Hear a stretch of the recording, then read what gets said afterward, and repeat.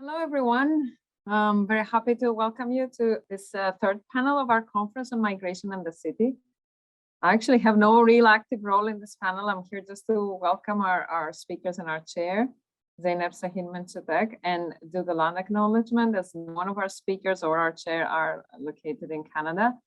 So I'm very happy to welcome you all in this conference and in this panel on cities and transit migrant and refugee populations. I would like to acknowledge that we're meeting today, at least those of us in the CERC, we're meeting from Toronto, which is the Dish with One Spoon territory. It is the traditional land of the Anishinaabe, the Haudenosaunee, and the Mississauga tribes. And the Dish with One Spoon has a very important message, because the spoon is all of us and the dish is our landscape, our natural resources, and we're all caretakers. We are invited to come in peace and enjoy these resources and take care of them.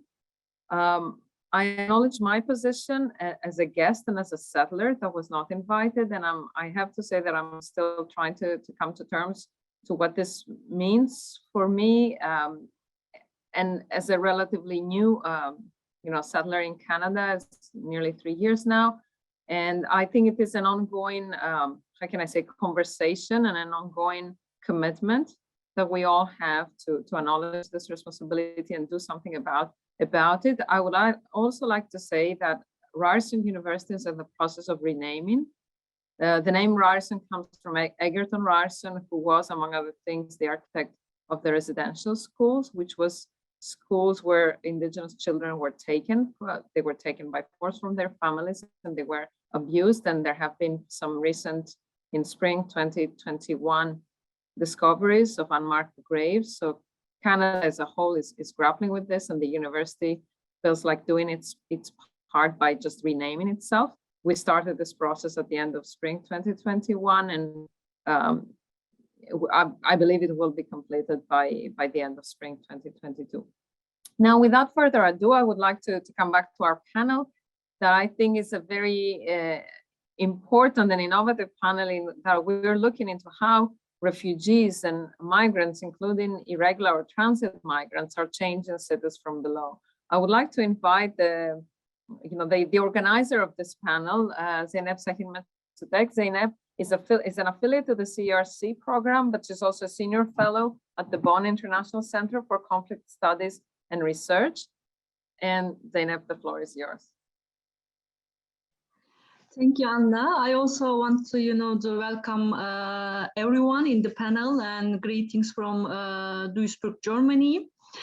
In this panel, as Anna mentioned, we will direct our attention to the asylum seekers and the refugee populations in these cities. And we will be discussing the urban dynamics of the forced migration or urbanization of asylum. We will be touching issues around the reception and accommodations of the asylum seekers by cities, including the border towns. And analytically, we will be discussing the topics around humanitarian asylum nexus, dislocation, experimentation, and dispersal. You will hear about them in a minute. We focus on cities from the forced migration perspective, because many of the the migrants and the displaced people or irregular or transit migrants, regardless of how they are called, and many of the the displaced people end up in the cities, and the cities are turning an important transit hubs and also the temporary settlement spaces for a large number of asylum seekers who look for opportunities to migrate onwards. However, many of those who are immobile, they stay in the cities longer than they initially envisioned, and making the cities and also the spaces, the transit turned host spaces.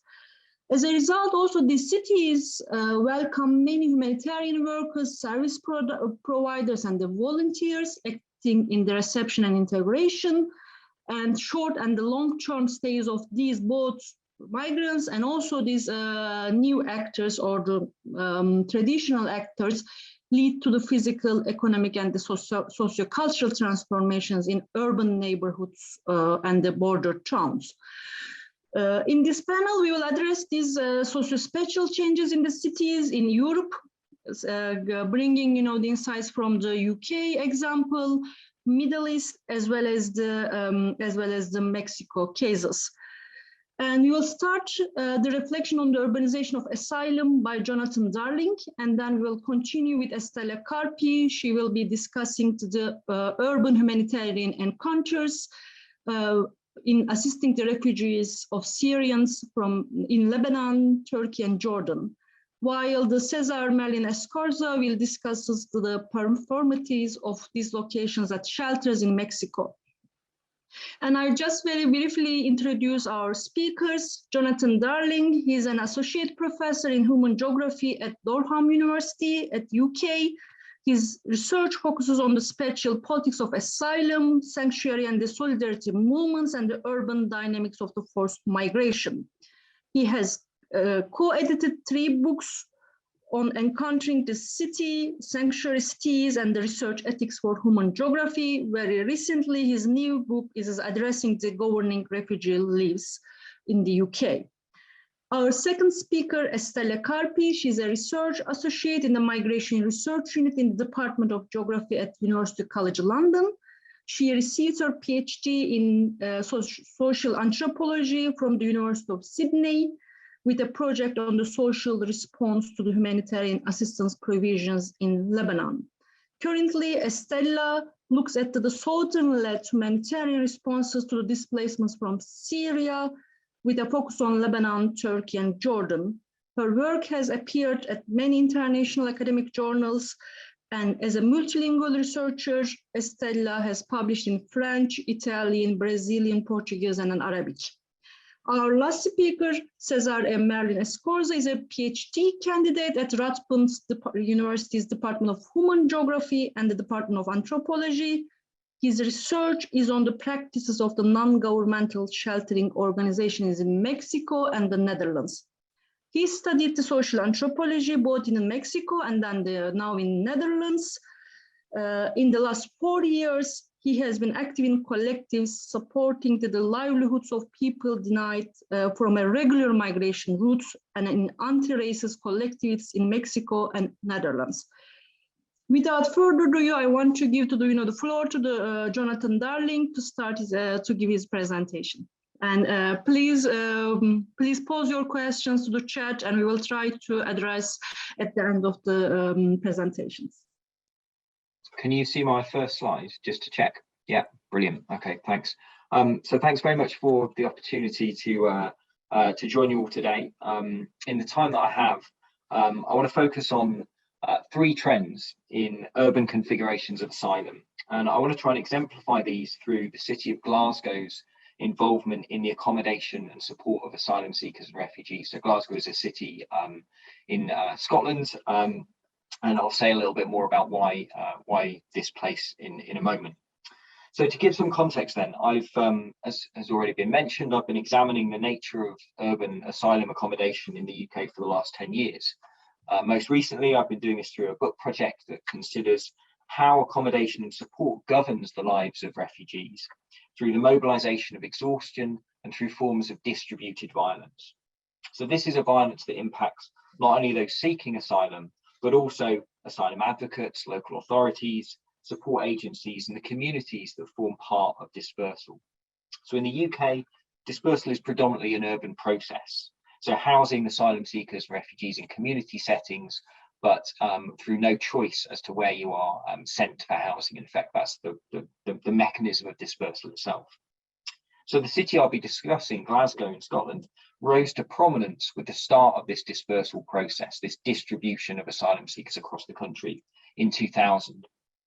And it's received the highest number of dispersed asylum seekers at that initial point, and it's continued to have a critical role in the infrastructure of asylum dynamics in the UK ever since. So my comments today then are situated in relation to a set of discussions on what might be termed the local turn in migration policy and politics, or we might think of it today potentially as an urban turn. And these discussions have foregrounded the growing trend for municipalities to develop responses to migration that are distinct from the nation state in varying ways. Indeed, Such work has foregrounded how the urban governance of asylum involves a broad range of public and private actors, intermediaries, and organisations. And I want today then to sort of step back from some of these discussions and think about them in relation to Glasgow. And what I want to do is try to highlight 3 trends that I think we can identify in these relationships and in these actors, to try and give, I suppose, a broad overview of current discussions. So the first of these points of intersection, I think, is to foreground how urban asylum has been bound into circuits of value extraction and profit making, positioning the city within what Lauren Martin has termed the carceral economies of migration control. So Martin argues that in political economy work around migration, we should begin to focus on what she terms status value, the value specific to migration control regimes. It's this value, she argues, that circulates through economies of migration control as, quote, status decisions make migrants valuable to firms and NGOs working in the asylum sector, addressing the needs produced by the exclusion from work or other forms of care. Migrant status value rests in their potential in or voluntary labour, revenue for service contractors, transaction data, and waiting times. So in the context of asylum, status value is associated with the restricted rights of those awaiting decisions from the state, and with the forms of dependence that this waiting produces. It's also aligned with the position of asylum seekers as temporary and insecure residents, subjects to enforced mobility and movement within and between cities. These conditions then potentially produce value for municipal actors. In Glasgow, I want to highlight multiple points of value extraction in this way. First, accommodating asylum seekers was positioned as a form of revenue generation for the city in the early stages of being part of this dispersal system. So this began in 2000 when the UK government sought the support of urban authorities to provide housing for asylum seekers. At a time when the city had a surplus of hard-to-let social housing, the offer of funding through dispersal meant that property that was at the end of its usable life could be employed to accommodate a group who were a low priority in social policy terms and who garnered limited public support. Initially, accommodation in a series of high-rise towers that I've shown an image of previously was used. And these blocks were subsequently demolished when asylum accommodation contracts were outsourced a decade later. So in this instance then, the last vestiges of value were extracted from poor quality accommodation before it was demolished. And asylum seekers were the kind of mechanism through which that extraction took place. At the same time, dispersal represented a redevelopment opportunity, as Fiona, a city councillor, noted, and this is a quote from Fiona. She said, with dispersal, there was the money that came in that allowed the city to bring void housing up to standard and get it back into use. Areas that had been very much in decline, services weren't being used and so on. There were new people coming into those areas, starting to use schools and services. So asylum accommodation here becomes a means to bring properties back into use. And this is an argument that's been made very recently by Dunn and Krayshauf in their work in Berlin, where they argue that the use of formerly industrial land for the temporary accommodation of asylum seekers is a necessary precursor to that land being reintegrated into residential use. Asylum seekers in their work play a critical role in what they term recycling these properties, as their presence as temporary residents is a gateway for land to be readied for future residential use and development. In these instances then, the status value of asylum seekers matters. The temporary status of asylum seekers renders them available for commodification, enabling the provision of poor quality housing and the enforced mobility of asylum seekers into and out of urban communities. In these cycles, the city extracts value. Over the last decade, though, in Glasgow, this role has shifted. In 2012, the accommodation and support of asylum seekers was outsourced, with 3 private contractors taking on the accommodation and employing subcontractors from the private rental sector. So we saw a move away from the local state. This meant both a loss of revenue for Glasgow City Council and a significantly reduced political influence in the process.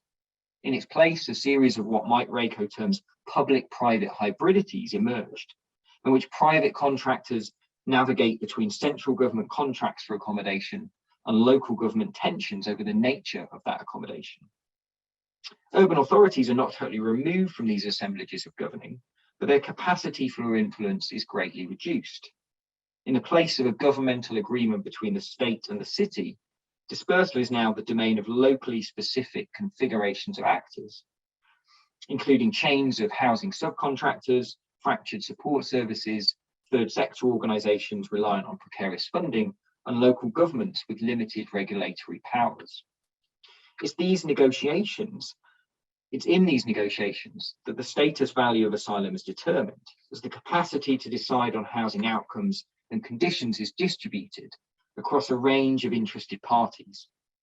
And importantly, the specific dynamics of these economies of extraction vary, as the assemblages of different actors and organisations in Glasgow will differ to those in Manchester, Birmingham, London and elsewhere.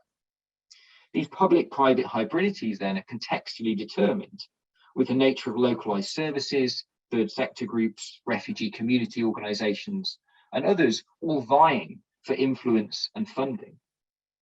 What remains consistent though is the ability to extract value from the lives of those seeking asylum, be that for private contractors, for housing providers, for NGOs, or even for city authorities. In this sense then, the first kind of trend I want to highlight is the way that the city plays a critical role within these carceral economies that produce value from the regulation, containment, and accommodation of asylum. The second trend I want to focus on is a move towards policy experimentation. So asylum seekers and refugees have often been groups on whom policy innovations, in inverted commas, are tested. Dispersal itself was an experiment in migration management made manifest in cities that had limited experience of supporting the needs of asylum seekers prior to this. One effect was to force the development of a support sector that was untested and often haphazard in its early iterations. As Mark, a refugee support worker, recalls in Glasgow, a lot of that sort of support structure didn't exist in the first place. In terms of immigration lawyers, there was nothing here. So expertise had to be built up. There's a lot of community support networks and NGOs, but that's actually a lot of expertise in terms of housing. But that wasn't the case at the start. Given its high numbers of initial dispersals, Glasgow was then a key testing ground for the development of a nascent refugee support sector and the embedding of that sector within the various partnerships of the local state, be they legal services, healthcare, or education. Looking to the debates on the local framing of asylum then forces us to consider these forms of expertise, but also the ways in which they are sustained and the modes of competition and conflict that exist between different actors within ideas of expertise and experience in the city.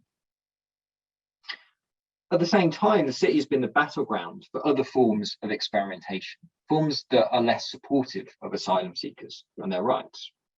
In 2018, the international services firm CERC began a controversial programme of lock changes on properties used to accommodate asylum seekers in Glasgow. This was a means of forcibly evicting those who had reached the end of the asylum process. Despite CERC arguing that only those asylum seekers who'd had their claims rejected would be evicted, asylum advocates noted that the poor decision-making record of the Home Office made it inevitable that individuals qualifying for refugee status would be made homeless. Multiple legal challenges followed, and a judicial review into the practice found in favour of CERC's right to evict. Whilst robustly opposed by asylum support groups, this production of destitution is nothing new in the UK asylum system. But what we witness here is an experiment, both politically and legally, from CERC into how far they will be supported by the Home Office, by politicians and by the courts if they fully enforce these exclusionary measures. Experiments in accommodation also arise if we look to the Glasgow case, particularly forms of emergency provision that become embedded in the mainstream. And we see this across multiple different European cities and examples. In Glasgow, to pinpoint one case, the use of hotels as a form of temporary accommodation for asylum seekers provides one example. So hotels have been used to accommodate asylum seekers and refugees throughout the period of dispersal, so the last 20 years in effect. But since 2020, hotels have become much more prominent as the housing provider MERS took the contentious decision to transfer almost all asylum seekers into hotel accommodation on a temporary basis to manage the demands of the COVID pandemic.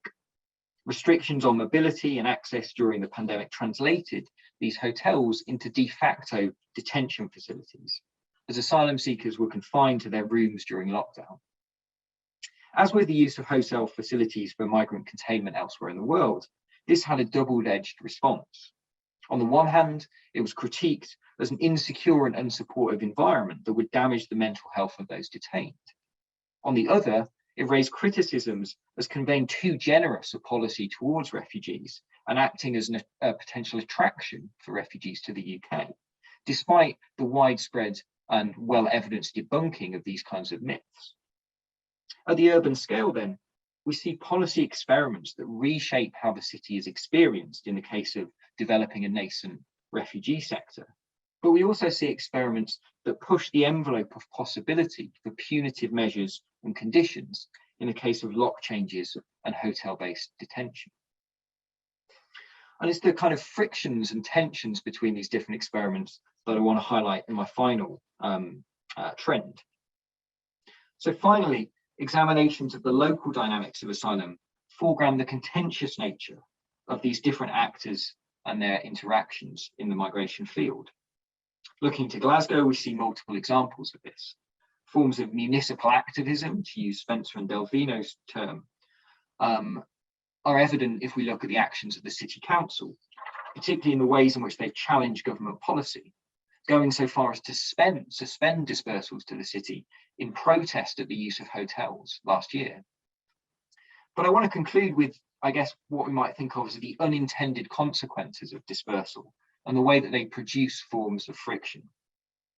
In Glasgow, dispersal has produced not just a skilled refugee sector or an extractive economy, but also an assertive politics of dissent.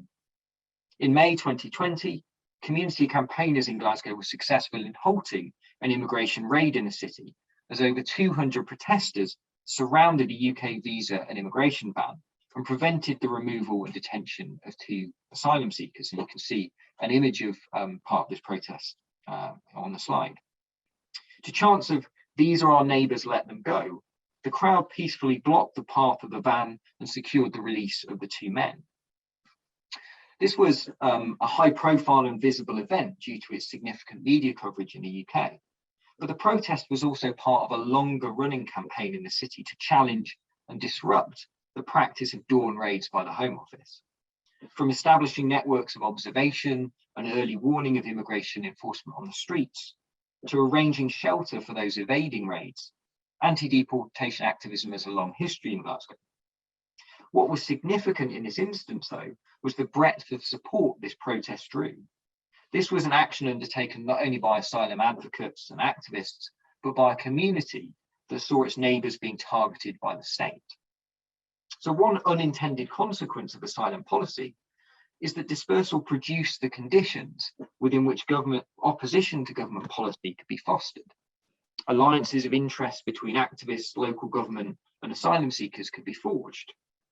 From efforts by asylum seekers to monitor and record their inadequate and unsafe housing conditions, to anti-deportation activism in support of fellow asylum seekers, forms of minor politics in the city were the starting points on which these campaigns were built.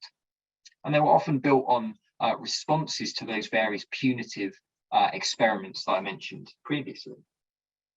So in this brief presentation, this brief time I've had this afternoon or this morning, whatever time it is with you, I've sought to explore how different elements of urban asylum are illuminated through a concern with extraction, experimentation, and friction. These are by no means the only dynamics at play in urban politics for asylum, but hopefully they offer insight into the configurations of power, influence, and contestation that are shaping how cities like Glasgow are playing increasingly important but divergent roles in the contested politics of refuge. So thanks very much for your time, and I look forward to the ongoing discussions. Thanks. Thank you, Jonathan, for this very insightful presentation. Yeah, right now we will be giving floor to Estella. Hello, everyone. I hope you can hear me. And just a second. And you Yes, can we hear see you. the presentation. Yeah, we see the presentation very well. Excellent. So thanks, Zeynep, and thanks for having me today to CERC and Ryerson. So what you see here is not only the outline of my presentation, but it's also like let's say the historical review of the way I've been trying to conceptualize the urbanitarian encounter throughout the years.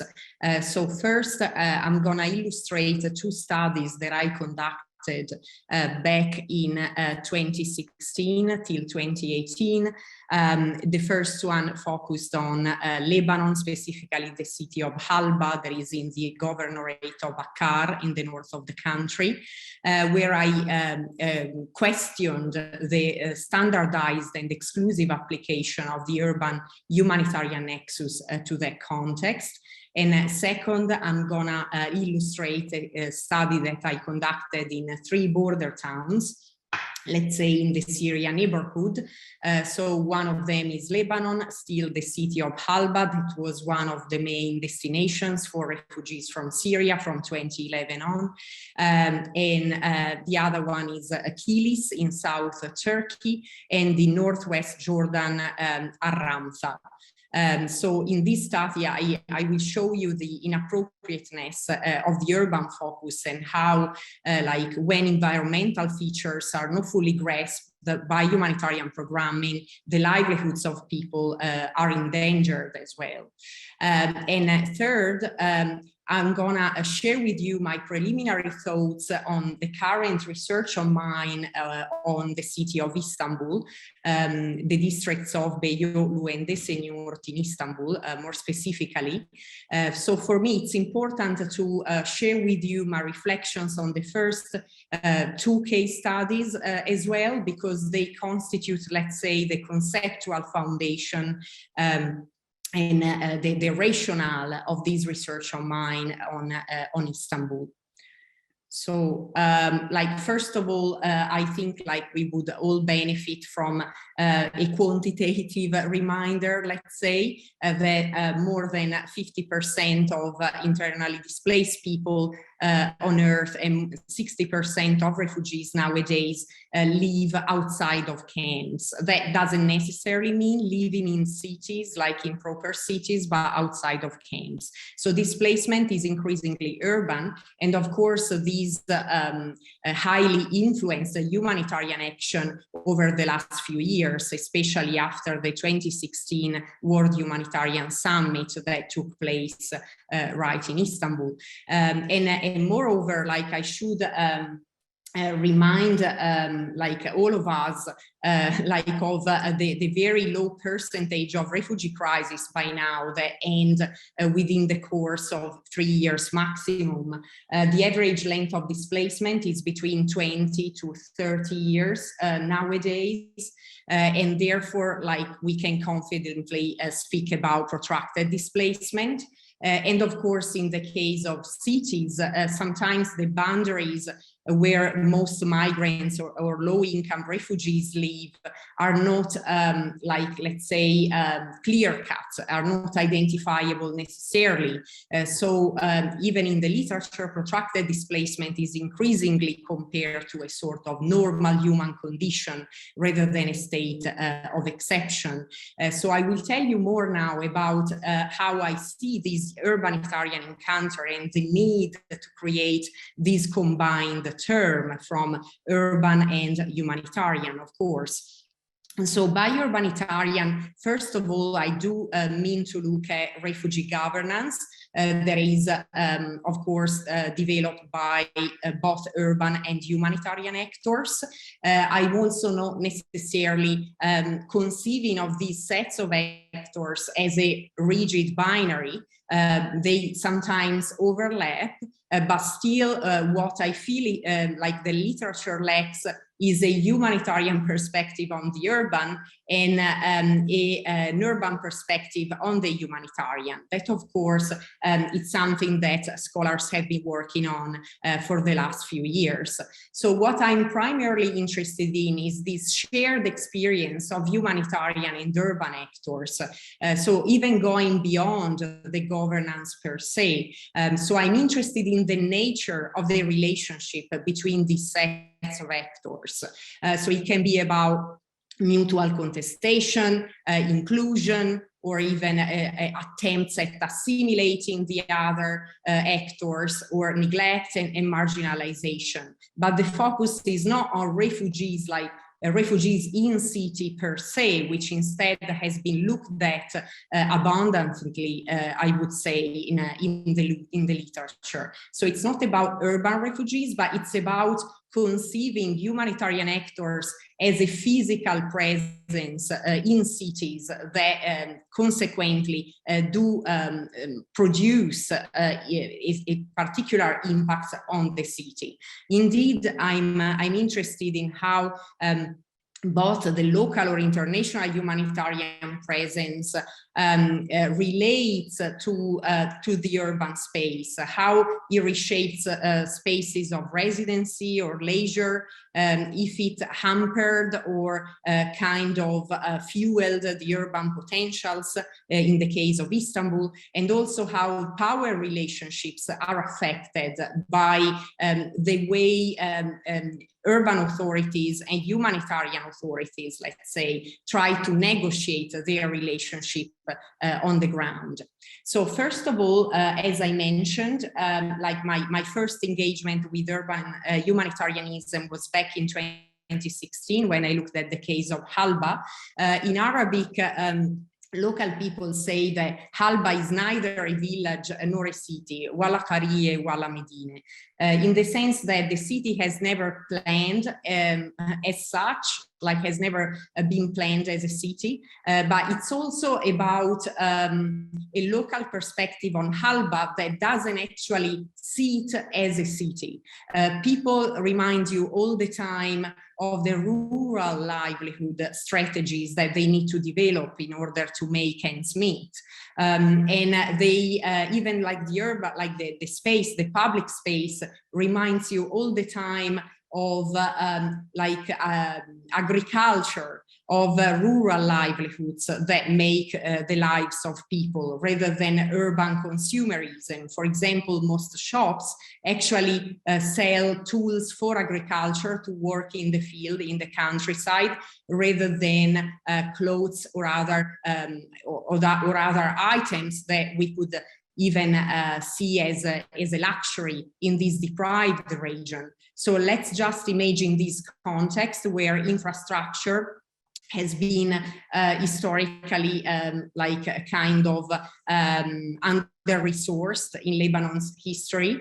And in this context, I looked at the case of this market that was funded by the United Nations Development Programme and UK aid back in 2016.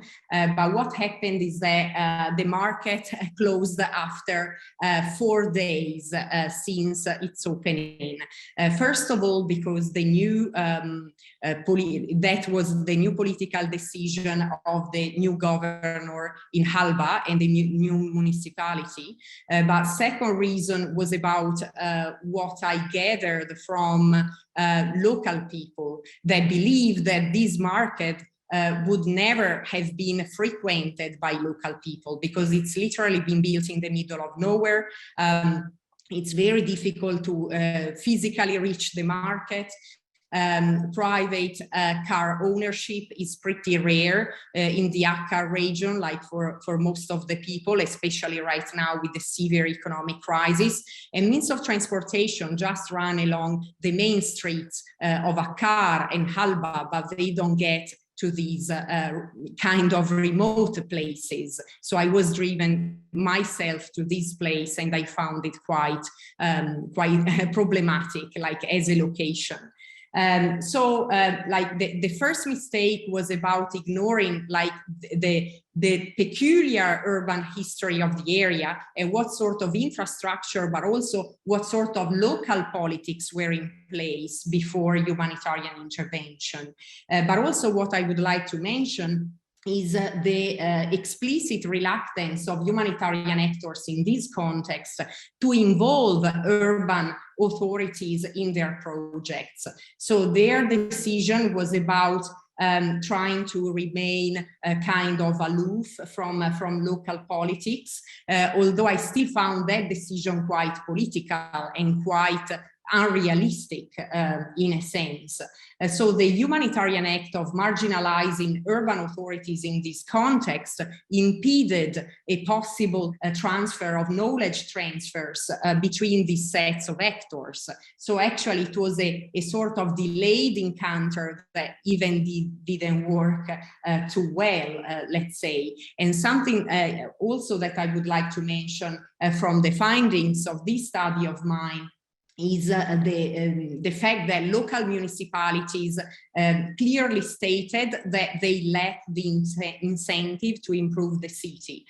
Solid infrastructure and well-functioning urban systems may attract even a larger number of refugees from other areas which are less served. So this lack of incentives for improving local infrastructure questions to me this oversimplifying dictum of kind of working with local authorities, including urban authorities and so on, that is very much present right now in policy briefs and humanitarian reports, especially in the case of Lebanon. So to me, the real question at that time should have been like, do urban actors want to be included and collaborate, especially in a context where there's no shared political responsibility as they were specifying.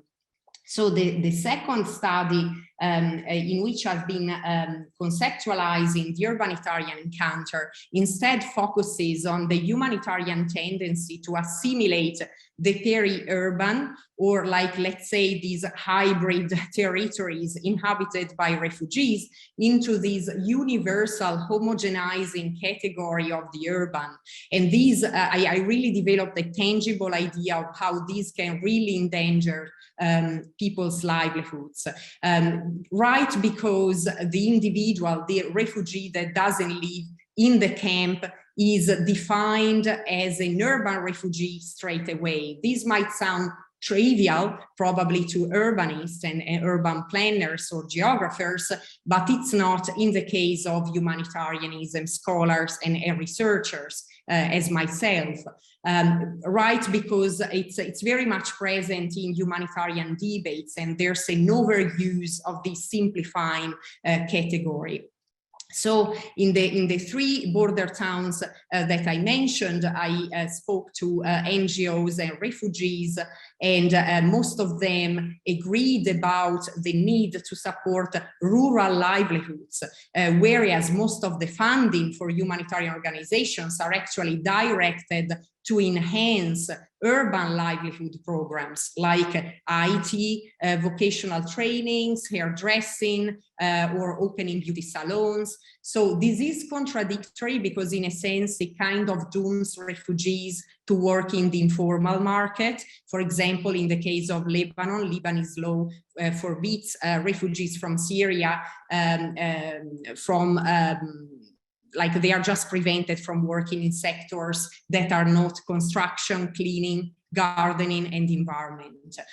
So of course that is limiting, but it's also about their livelihoods, like the way the people in border towns build their livelihoods on an everyday basis that is still much connected to rural activities such as olive picking. So I registered a consent in the three border towns that there was a need to get like step back to de-urbanize humanitarian programming a bit in order to create a better and healthier balance between rural and urban ways of living. So of course, in the case of these three towns, speaking about urban economy was a little bit of a misleading approach.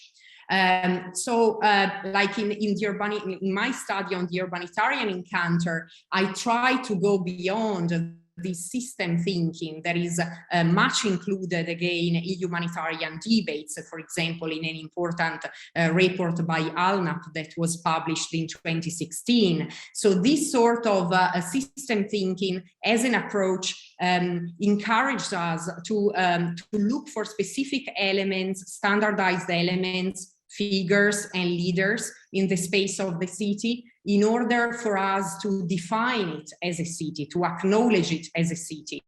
Instead, like coming also from an anthropological background, I rather have the interest in here to develop a vernacular understanding of what the city means to the people, what actually makes the city to their eyes. And I found quite some commonalities between Turkey, Jordan and Lebanon in this case. Most of the people mentioned the presence of mayors, governors or local state officials. These are all figures that can also be in the space of a village, for example, or a hamlet, especially the Mahatir and Muhtarlar in Turkey, the local state officials. But in the city, they cover like the role of holding a very important urban authority that makes the city from the perspective of people, but also having the presence of a university branch or like a municipal library, more shops, malls, cafeterias, and even the presence of businessmen and even refugee businessmen makes these cities larger, makes these cities proper cities, to use a term that was provided by one of my interlocutors in the past. Like now I would like to give you at least like a rough idea of how I'm trying to conceptualize the urbanitarian into Istanbul's districts, although I started reaching out to relevant interlocutors only in early December last year.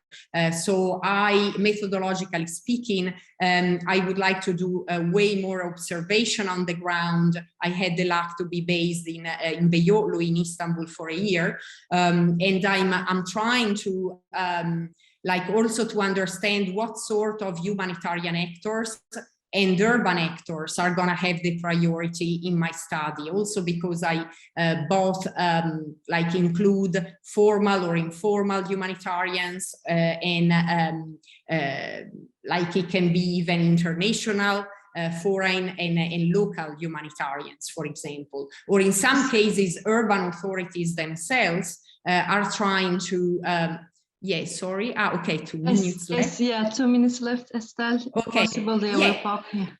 That's the last slide. Thank you, Zeynep. Thank you so much. And sorry because it's difficult to see to check the chat as we predicted. The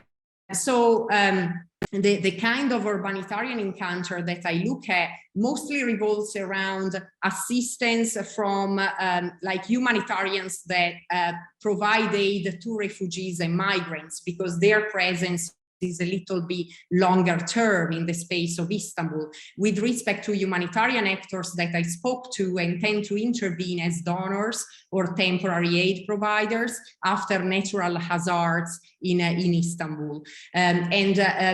One preliminary consideration is about this invisibility idea. Like there seemed to be an invisibilization of humanitarian symbolism in the public space that partially, according to the humanitarians I spoke to, is encouraged by the central administration in Istanbul to invisibilize refugeehood in turn.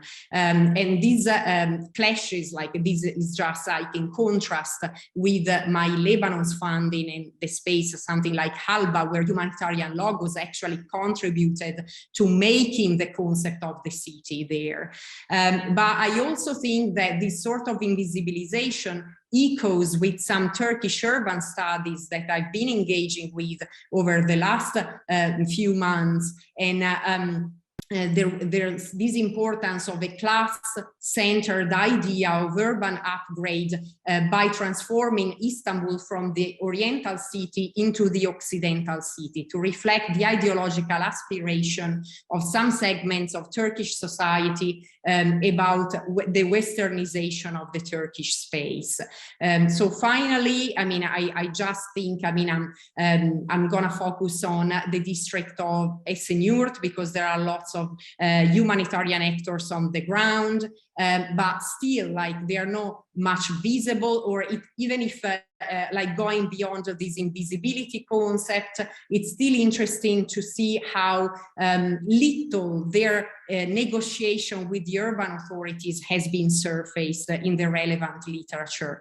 And Beyoğlu, that is always conceived of as the touristic part of the city, but there's actually a lot of invisibilization there as well. And here again, like, I need to consider what is a deliberate formal policy and what instead is an act of self-invisibilization by the actors themselves. For example, not to be assimilated into governmental humanitarianism, or to be controlled by it in some forms. So thanks for listening, and I will be happy to answer any question you may have. Thank you.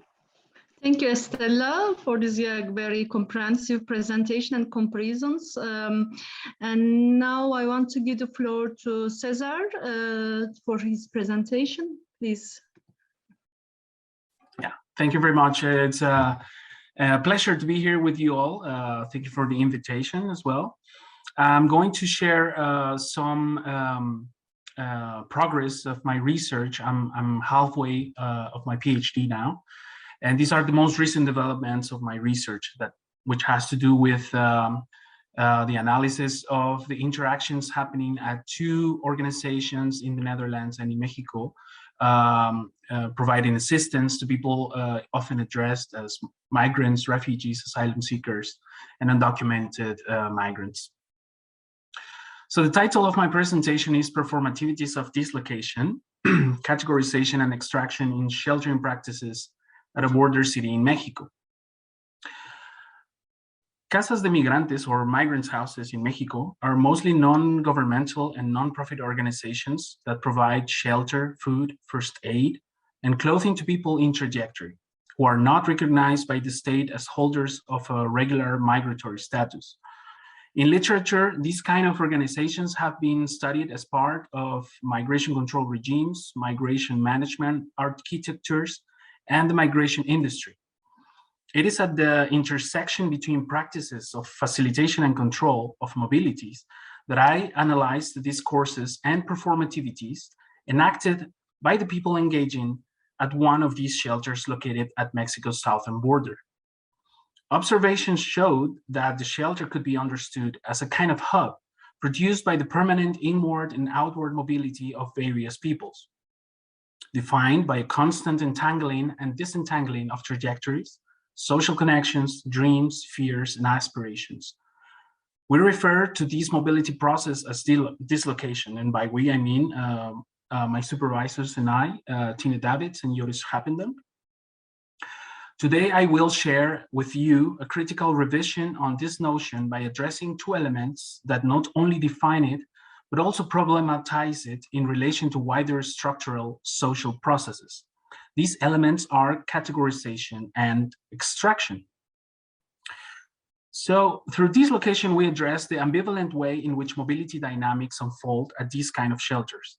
Analysis showed that at the same time people go through wider processes of displacement, undertaking trajectories across national borders, they remain located by, among other things, the interaction with the communities inside and outside the shelter.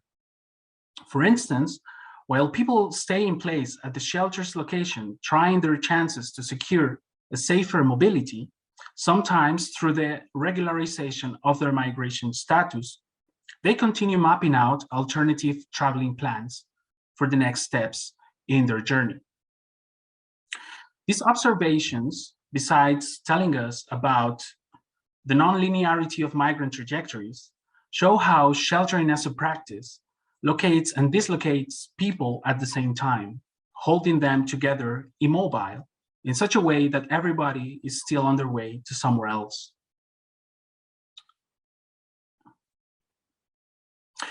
In such impermanent settings, molded by migration industries and migration control regimes, people bond in place and create connections to move onwards, trying to find updates about others who are also on their way and others who might help them finding immediate sources of work. At these spaces, people connect with each other by asking around about the safety of places and decisions, sharing stories of where they came from, and listening carefully to rumors and news related to their future pathways. People being sheltered indeed stay put in order to be mobile. Such understanding of dislocation came mainly by analyzing the effects that sheltering practices had in the lives and mobilities of people being assisted by this organization. Thus, the gaze was mainly set on their performativities. On a subsequent autoethnographic moment, my observations and analysis focused in understanding the effects that dislocation has in the lives and trajectories of the actors positioned at the other end of such practices, those looking to shelter, specifically the voluntary workers. So to understand the characteristics of my own mobility as the conditions that made it possible for me to enter the shelter, I began asking, how does dislocation work for the voluntary workers? Who are they? Where did they come from? How did they get there? And what were they looking for? By responding to those questions, I noticed a few similarities among the profiles of the voluntary workers at the Casa de Migrantes. Most of us came from countries in Europe and North America. All of us had followed education programs at a university level. Some of us had approached the organization interested in doing academic research or professional practice to obtain a degree. Some others had done studies or previous voluntary work related to migratory and refugee populations, and others were planning to work in the areas of humanitarian assistance, human rights advocacy, and migration management. There are, of course, many other things that these voluntary workers shared, particularly a strong sense of responsibility and social commitment towards the improvement of migrant populations' lives. Amongst all this complexity, I decided to unpack two elements shared by the majority of them. On the one hand, the geopolitical privilege that positioned us as holders of a migration status recognized as valid by the Mexican state, either via tourist or work visas, residence permits, and passports. And on the other, the professional and academic interests that had motivated us to join the organization. To unpack these two elements, I had used a framework sustained in the proposition of Janine de Hinden to demigranticize migration studies. She criticizes the discursive normalization of categories such as migrant and refugee by the migration apparatus of both nation states and academia, specifically referring to migration and integration scholars. For her, the problem lies on the way in which migration research is marked by an epistemology that normalizes migration and ethnicity-related difference, being the national container logic of inclusion and exclusion, the most important reference system for empirical research and theories. To move beyond such normalization, Janine proposes, among other things, to articulate migration theory with other social science theories, and to reorient the focus of investigation away from migrant populations towards overall populations.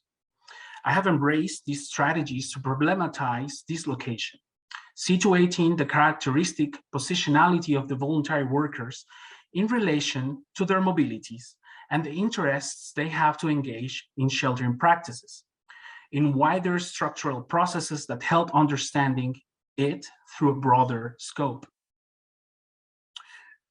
To examine the positionality of voluntary workers in relation to their mobilities, I have scrutinized different mechanisms by which categories such as migrant and volunteer are normalized within the shelter's narrative.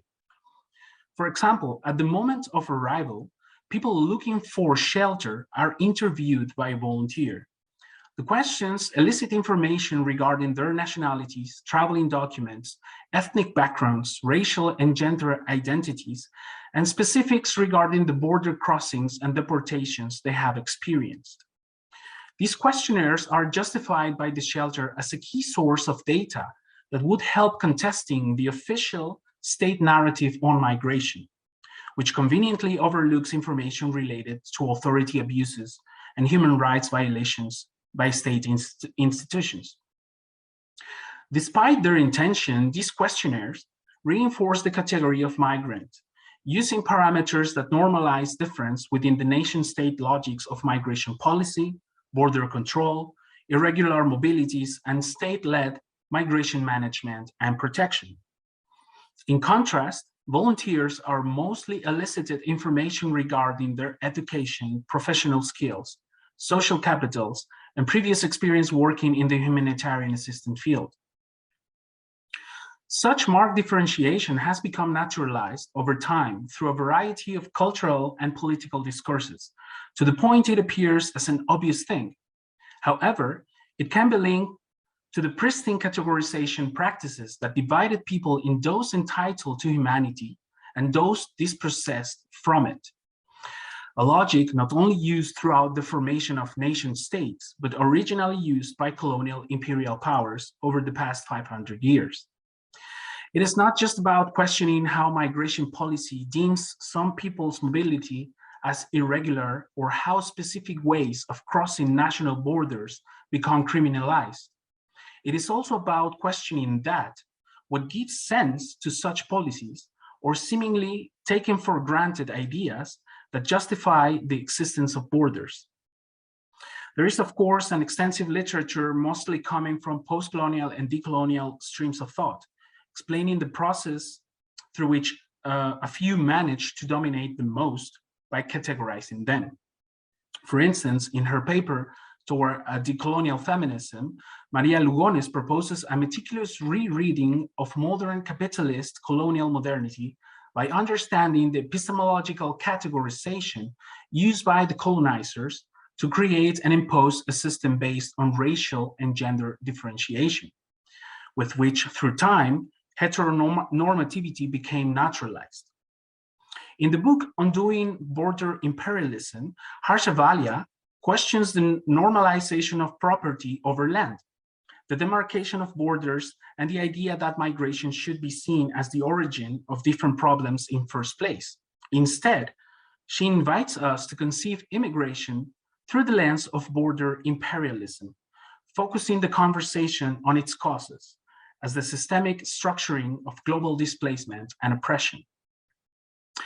So these elaborations show that dislocation as a permanent process of mobilities, sustaining sheltering practices, becomes possible due to the normalization of difference between people who have been historically dispossessed not only from the right to move across borders, but from humanity itself. This approach helps us rethink what is at stake when analyzing the mobilities of people engaging in shelters, and what lays beneath the practices that reinforce categories that are not often questioned. The second element I have examined are the interests and motivations that volunteers have for working at the shelter, which is something strongly connected to the categorization I have discussed. As I said, most volunteers came to the shelter driven by the acquisition of knowledge and professional skills. And although these are not their only reasons, they become important when we look at the role of humanitarian organizations in broader dynamics of capitalist exploitation and accumulation. Gemma Bird and David Schmidt give a thorough analysis of implications of NGOs in racial capitalism and the management of surplus populations by introducing the concept of migration fix. Their intention is to give a framework to understand better how the actors operating within border regimes, in this case, those providing humanitarian assistance, are part of a set of power relations implicated in the reproduction of global capitalism. The migration fix, as well as notions as spatial fix and prison fix, tell about dynamics through which capitalism seeks to resolve its inner crisis tendencies by disposing of peripherized populations through secondary or indirect exploitation. In this sense, the migration fix helps us in understanding how, through practices of bordering, channeling, and containment, humanitarian organizations create opportunities for profit extraction. This does not mean that the work done by organizations as the Casas de Migrantes is directly intended to exploit the populations they assist, but rather that it is precisely because these organizations fill the gaps in the support and provision that the state is expected to cover, that they unwittingly expose the people interacting at their spaces to these larger capitalist dynamics.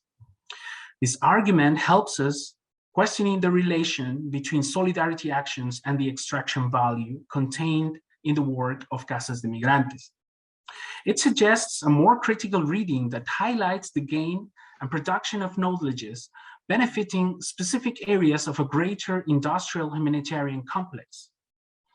As it was mentioned, voluntary workers approach these organizations looking to exchange their workforce for experiences that can be incorporated to their professional qualifications. In the case of this ethnographic research, the tension becomes visible while looking at how specific sets of information were directly and indirectly obtained from my entanglements with people whose mobility is constrained and for whom the outcome of such interactions rarely results in an acquisition of capitals or subsequent profiting from this. Cesar, last 2 minutes. Thank you. Oh, you are already in conclusion. Yeah, thanks. So my conclusions are these. The insights I have briefly discussed today are part of a research that aims to understand sheltering practices beyond the facilitation and control of people's mobilities. After a first approach to the field, it became evident that the trajectories of people looking for shelter and people looking to shelter were not only defined by their entanglements, but by broader socio-political structures originated through lengthy historical processes in global power dynamics.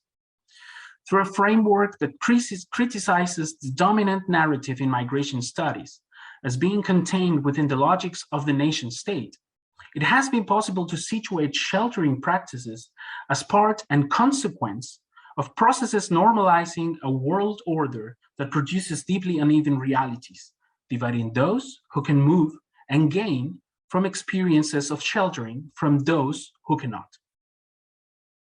Thank you very much for your attention. I appreciate your comments. Thanks. Thank you, Cesar. Yeah, thank you for all these very deep analytical insights and also the observations from the field. We wish you very good luck in completing your PhD very soon. The best PhDs is the completed PhD. And yeah, let's start with some questions. I have also many questions in my mind, but let's start with those in the chat. Jonathan, there's this question in the chat from a colleague from London, and he's asking that whether these protests which sparked any heated debates and also sparked a hope of the migrant activists, is this a very exceptional case, or is it a trend, and how do you interpret the diffusion of such protests and their influence? Thanks. Yeah, and thanks for that question, Raphael. So just briefly, the question to kind of frame it for those who've not read it is around this the case that I finished on, which is the protests and the halting of deportation of these individuals and the kind of surrounding of the van, because it received quite a lot of press attention. I think in terms of, I guess, how exceptional that is, I think there are, I suppose, two things to say. So on the one hand, I think it is reasonably exceptional in the UK context, at least, in that we don't see those same levels, I think, of kind of community response and anti-deportation work at a kind of collective level in the same way that we saw in Glasgow. And I think part of that is because of the way dispersal operates in terms of in some ways, its attempts to actually try to invisibilize aspects of the dispersal and asylum accommodation process. And at the same time, I think there are also relatively unique facets about Glasgow, I think, that made a difference here. So the fact that it has been quite at the forefront of asylum politics in the UK for the last 20 years as a result of dispersal is one aspect of that. But also there are a set of, I suppose, forms of activism within that city associated with broader critiques of bordering, but also critiques of austerity and critiques of the British state, particularly thinking about the relation between city and state, that I think shaped the community response there. So there's a history of these things in Glasgow, which does make it slightly exceptional in the UK context. Where I think there is hope here is in being able to utilize both the community kind of response in that sense, that this is about neighbors rather than simply activists. And I think that's really, really vital to why this was successful. But then the ability to utilize that to affect local government policy. So one thing that I think has been significant in the Glasgow case is around trying to get municipal actors to, in effect, push back at national legislation and so on.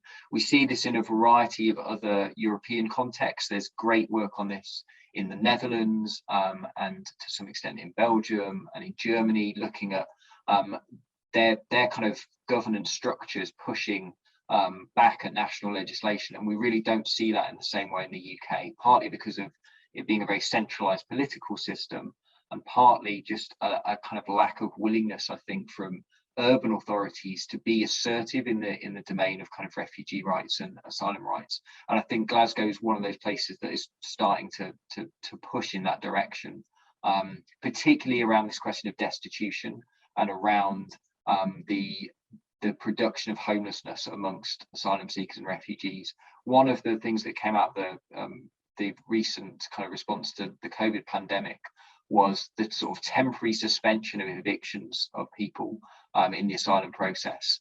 And I think this kind of opened the eyes of some policy actors around actually it is possible to maintain forms of accommodation if we want to do this, rather than it being kind of inevitable that these forms of destitution are required.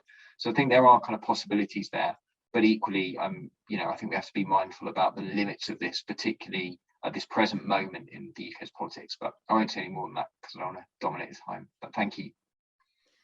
Thank you, Jonathan, for your response. And Estella, there is also the one question to you from Amin, and he's asking specifically about your observations in Istanbul and to what extent these humanitarian, asylum, and urban encounters have a relationship with the real estate investments of the foreigners and migrants in Istanbul in these specific regions. And could you please, give some insights about it? I think actually this is an excellent question, right? Because I mean, the urbanitarian wants to be my point of departure, as in the previous studies that I discussed. So speaking about like the specific forms of urban and specific forms of humanitarian that come out of fieldwork, but it doesn't need to be about, like, let's say, orthodox forms of humanitarian assistance.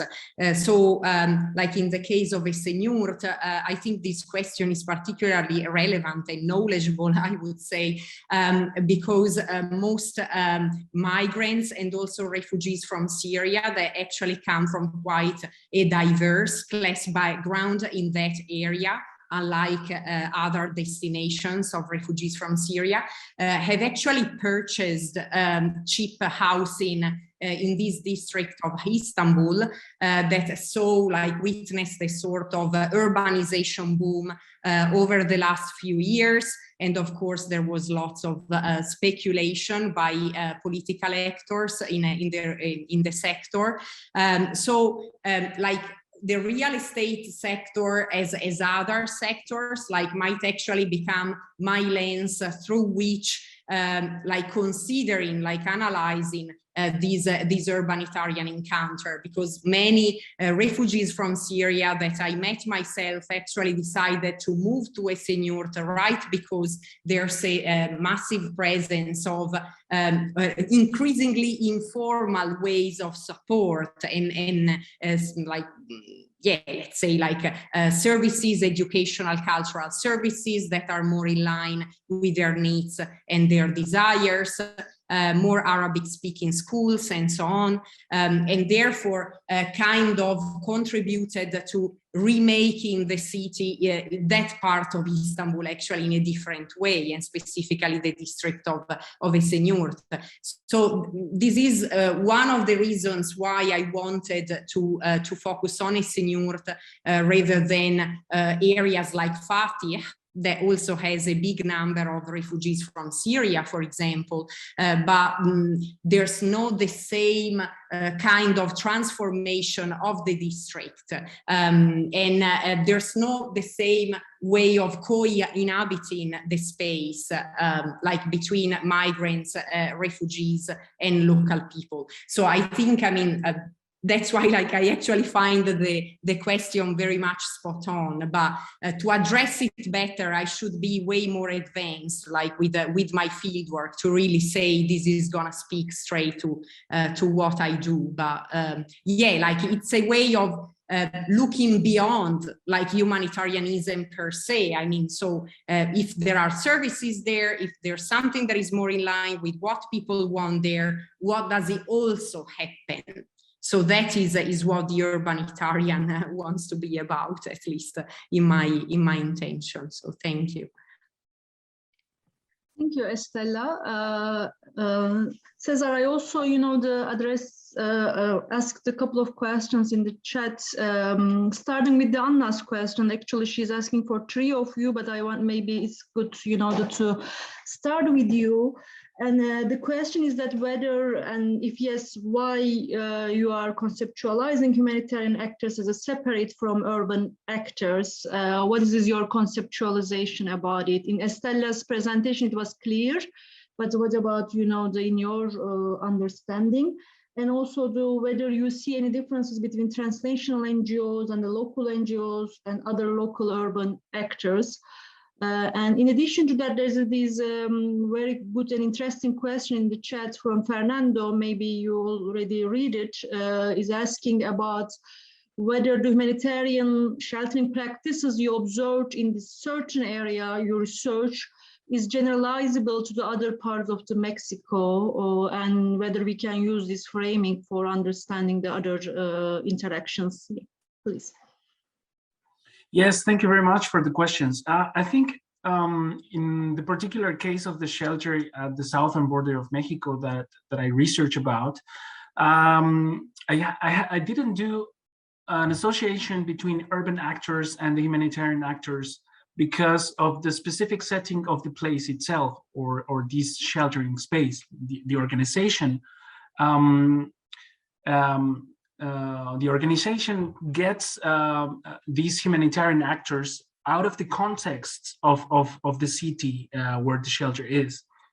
And it is, of course, not the case that these people who are providing the assistance for the people in transit don't have a specific role within the urban community, or don't eventually belong to it or interact with it.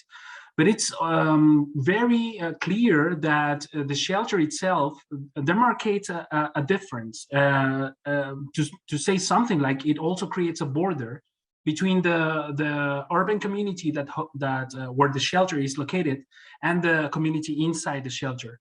That being both the voluntary workers for the shelter and the people getting assisted by them. So I didn't do this connection between the different actors also engaging in a diversity of interactions with the community inside the shelter. And I refer here to the population of the specific city where this shelter is, that is related to these communities in a variety of ways. Specifically, for instance, in terms of labor. many of the people that get to the shelter looking for shelter, at the same time, they are inside the shelter getting the assistance from these humanitarian actors. They get in touch and make connections with the community outside through work. And this links very well with the question of Fernando, because we're talking about a city in the south of Mexico that has high levels of poverty, exclusion, and other conditions that marginalizes the population of this city itself. And these are people that are not criminalized, for instance, or by the states, I mean, whose mobilities are not criminalized, but yet they are really undermined by the policy that the state applies in this region. What I mean is that a lot of the economies are local and circular economies, because this border region has been impoverished in a very long process, historical process.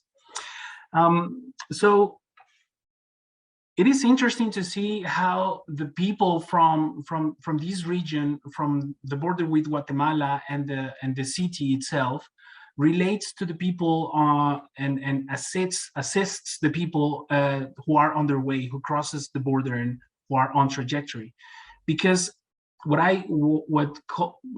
calls my attention the most is a kind of often contradictory narrative, in which discourses that have to do with differentiation in terms of race and ethnicity, the Mexican people versus or what the Mexican people stand for versus the people from Central America and beyond, you know, like there are a lot of peoples coming from African countries, etc. But also at the same time, this differentiation it's made by the community itself in this region, because of the context of marginalization these communities are also embedded in. The support and the assistance for the trajectories of these peoples is outstanding. And just to give an example, there have been attempts to organize, again, as I said, in circular local economies with the peoples on trajectories. So this, for me, is a clear example that migrant trajectories are very influenced not only by the humanitarian actors of these shelters, but also by the peoples in the region that host both the shelter and the migrant communities. Thank you, Cesar, for your response. I think we have still time for another round of, the answering to the questions in the chat. And Jonathan, there was this question from Neil about to how the state and its various apparatus have adapted in the wake of the visible pushback on Kenmure Street, and also the impact of the change in the local government in Glasgow post 2017. Can you please give some insights on it? Thank you very much for those questions. So just on the first point, which is, I suppose, how the state and others have responded to this form of protest, I think in some ways we have to kind of break this response down into two parts. So one part is probably the arm of the state that does the enforcement, in the sense of the Home Office and its kind of practitioners and police. And I think we have seen a sort of stepping back to some extent from aspects of very visible dawn raids, particularly in Glasgow. I think there was a kind of almost a kind of reflex response to that tried to step back from some of the more visible dynamics of this, partly I think out of fear of further confrontations. And I think part of the importance of this example is actually in some ways its kind of visibility and its symbolic importance. I'm mindful of the example of Virag Mendes in the 1980s, where this quite high profile anti-deportation campaign led to the police raiding a church. And this was highly symbolic and really quite significant in terms of then having a ripple effect through the kind of the appetite for that fight on part of both sanctuary kind of movements in the UK, but also on the part of police. And I think there are elements here of a kind of stepping back to some extent from aspects of that, but I think it will be temporary, and I don't think it's a kind of a long-standing kind of thread, because the second response, I think, from the state has been to basically double down on the rhetoric around what was happening there, to view this as a kind of insurgent movement, or as a kind of, a sort of dissenting political mob to some extent. I think the rhetoric that came out of this from the Home Secretary and others in relation to these forms of interventions very much kind of is about driving wedges within communities and positioning this in this way. And that's, I think, one of the kind of longer standing elements of this, is that there is a distinction between the way that the current political administration frame questions, particularly around asylum support, and the kind of the use of social media to kind of to play to particular centre and far right bases. And that, I think, then connects to the wider sort of response, and the wider response has been to experiment with alternative forms of accommodation and alternative kind of futures. So at the moment in the UK, as you may know, we're going through a debate about a nationality and borders bill, which has many repressive and exclusionary dimensions to it. And one of those is to basically try and scale back aspects of this kind of community-led dispersal accommodation, which has many faults and problems, but one of its kind of, I suppose, mixed positives is that it does place people in communities rather than in segregated institutional settings that we see in other European contexts. And there's definitely a move to try and move back towards that model of larger scale detention facilities or kind of institutional settings. I think in part because of this sense that providing community support opens the possibilities of these types of dissent. And then secondly, this question about Glasgow City Council leadership. So for those who don't know, it transferred from Labour, I think it was Labour to SNP leadership. I think that has made a difference in the sense of just a willingness to be more confrontational. And partly that's a willingness from a political party that in effect wants to have a very different line around migration politics and refugee politics in Scotland to a political party in Labour who are positioning their policy platform for the entire of the UK and thinking about an English audience as well as a Scottish one. So I think that does make a difference, and that feeds into kind of community activism and basis there as well. But again, I don't want to take up too much time, but thank you very much for the question. Thank you, Jonathan. Estella, there are also a number of questions posed to you. I will try to, to combine them together in a way, and I will ask you to, summarize your responses. All it's very difficult in 3 minutes. Also for Cesar, it will be the same for you as we are under time pressure now. And the question, Estella, is about, what are the reactions of the local host communities to the protracted displacements in the locality you looked at? Is there any pushback to accommodating such a, the long displacement? I am also suspecting that, this invisibility and increasing invisibility of the humanitarian actors and also the refugees themselves can be, related.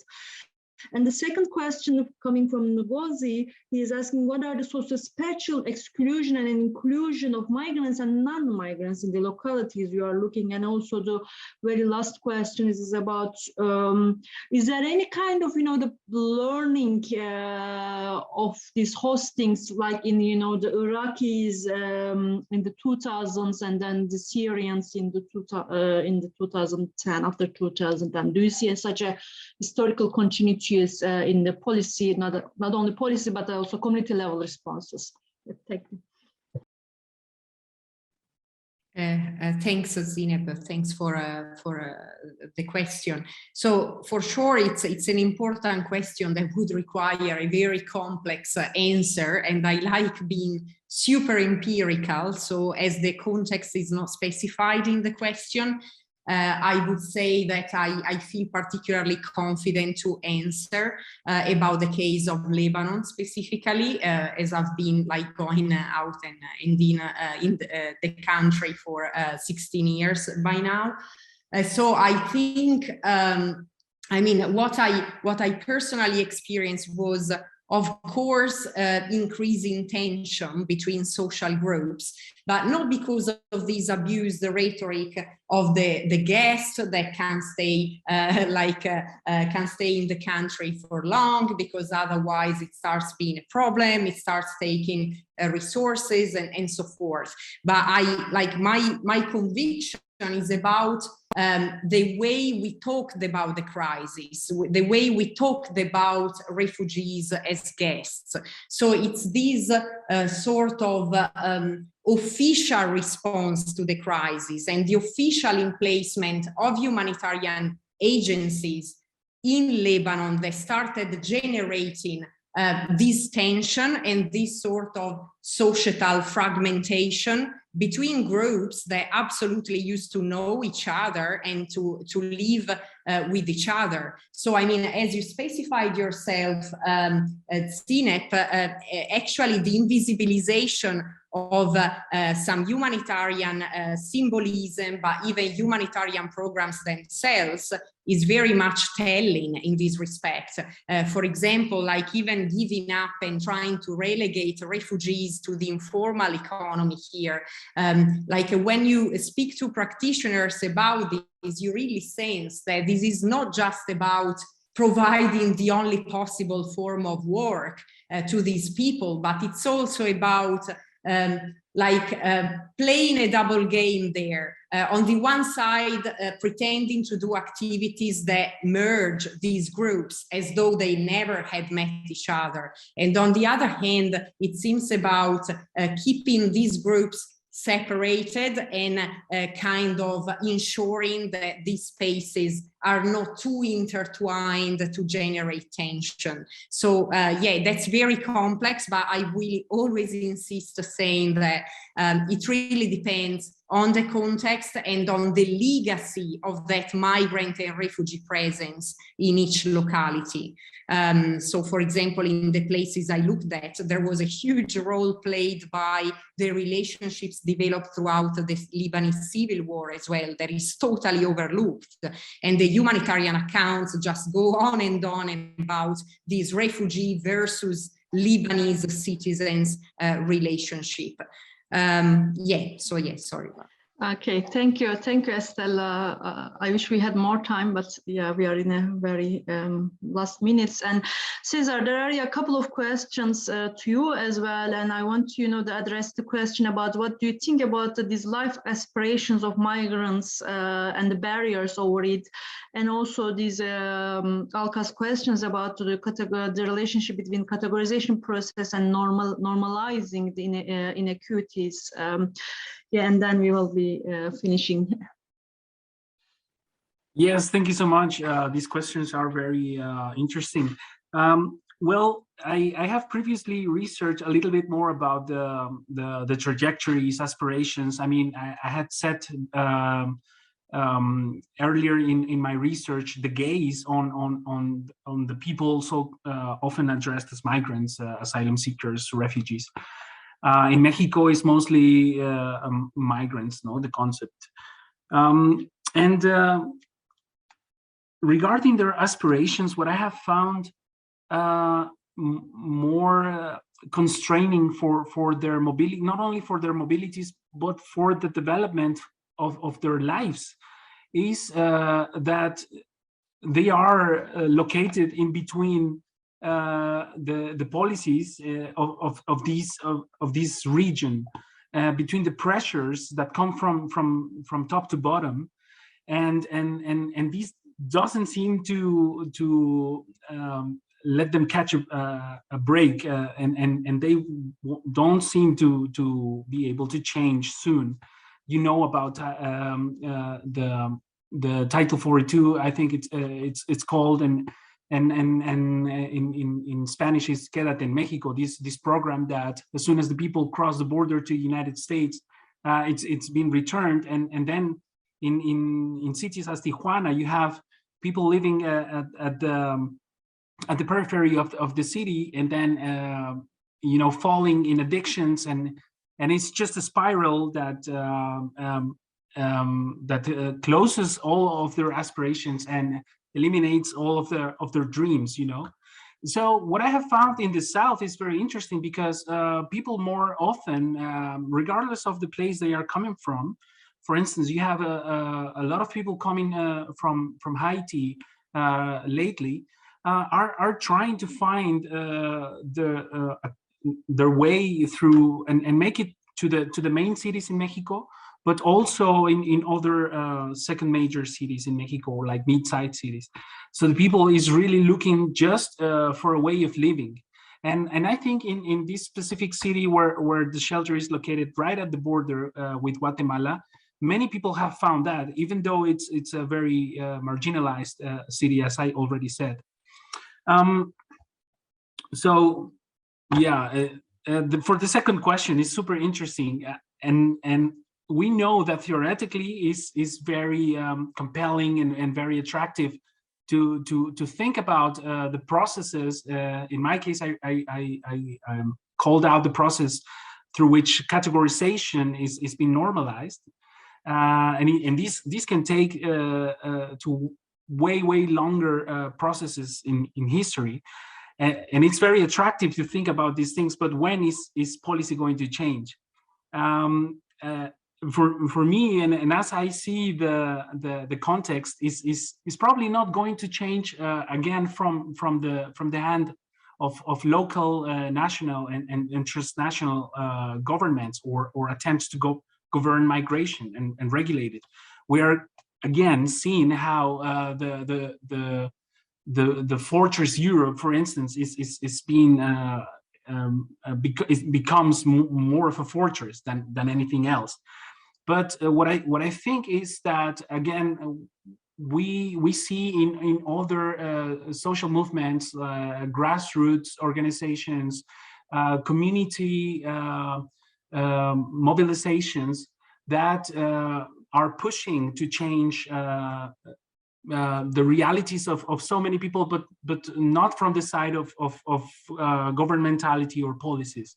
And I think that, for me, that is where we have a better chance. And Jonathan is saying, like, these people protesting these are not activists.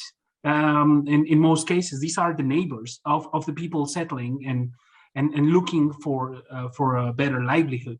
And it's the same case in many different places. I'm also looking at that in the city where I live in the Netherlands.